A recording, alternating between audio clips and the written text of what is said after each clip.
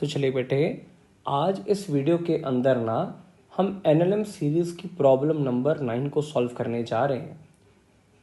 आप सभी से रिक्वेस्ट है अगेन, तकरीबन 10 से 15 सेकंड लेकर ये क्वेश्चन अच्छे से रीड करो।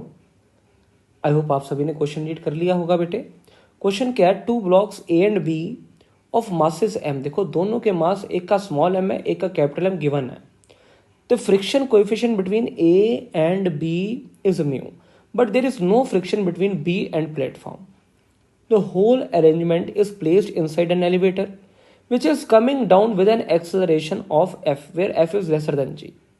What maximum horizontal force F can be applied to A without disturbing the equilibrium of the system?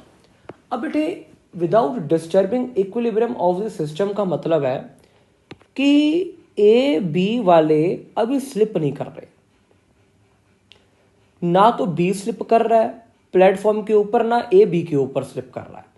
But एक खास बात क्वेश्चन में क्या दी है कि नीचे की तरफ जा रहा है पूरा अरेंजमेंट एफ के साथ। अब बेटे ऐसा क्वेश्चन करना है ना, सबसे पहले बेसिक नॉलेज हम क्लियर करते हैं। 3 चीजें फ्रेम इंडिपेंडेंट होती हैं। कौन कौन सी?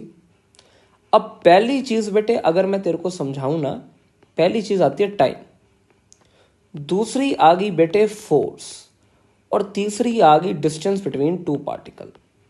ये थोड़ी एडिशनल नॉलेज मैंने शेयर की है, इसको अपने साथ रखिएगा।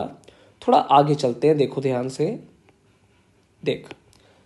अब बेटे रियलिटी क्या ना, जैसे ये नीचे जाएगा, अगर तू थोड़ा सा समझदार है और अगर इस बात में डाउट हुआ तो कमेंट सेक्शन में पूछ लेना।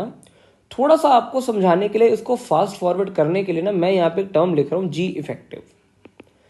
ये बिल्कुल वैसे ही लिफ्ट वाला सवाल है, अगर नीचे जाएगा जी इफेक्टिव घटेगा, और यहाँ पे शायद जी इफेक्टिव मेरे हिसाब से G - F बचेगा। यदि ऊपर जाता तो ये G + F हो जाता। अगर इस बात में किसी को कोई डाउट है तो प्लीज कमेंट सेक्शन में पूछ लेना। अब बेटे अगली चीज समझ, यहां पे ज्यादा से ज्यादा फ्रिक्शन कितनी आ सकते हैं, म्यू टाइम्स नॉर्मल। और नॉर्मल मेरे हिसाब से अगर आप समझो ना, मेरे हिसाब से अब नॉर्मल की वैल्यू आई है M × G इफेक्टिव, यानी कि G - F। आई होप आपको समझ रहा है।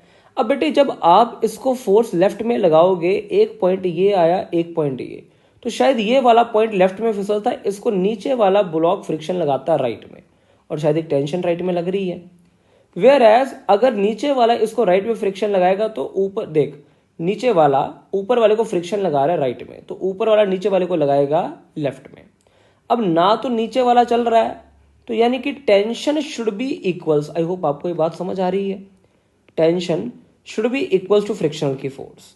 अब फ्रिक्शन की फोर्स ज्यादा से ज्यादा कितनी आ सकते हैं, mu times M G - F। I hope आपको ये बात समझ आती है बेटे।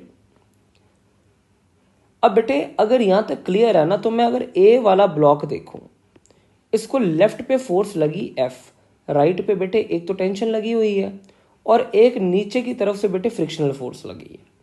और अगर मैं F की वैल्यू डालूं, ये टेंशन मेरे हिसाब से अभी हमने ऊपर निकाले म्यू M G - F आई, और लिमिटिंग केस ही लेना तो यहाँ पे भी फ्रिक्शनल फोर्स कितनी आ गई, इतनी। तो हमारे पास बेटे ये जो एक्सटर्नल फोर्स आई है ना, शायद मेरे हिसाब से 2 times mu M G - F आ गई है। आई होप बेटे आप सभी को ये क्वेश्चन समझ आया है। अगर इसमें आपको कोई भी डाउट है, ये जी इफेक्टिव वाली बात में कोई डाउट है, तो प्लीज नीचे के कमेंट सेक्शन में एक दफा जरूर पूछिए। Thanks for watching.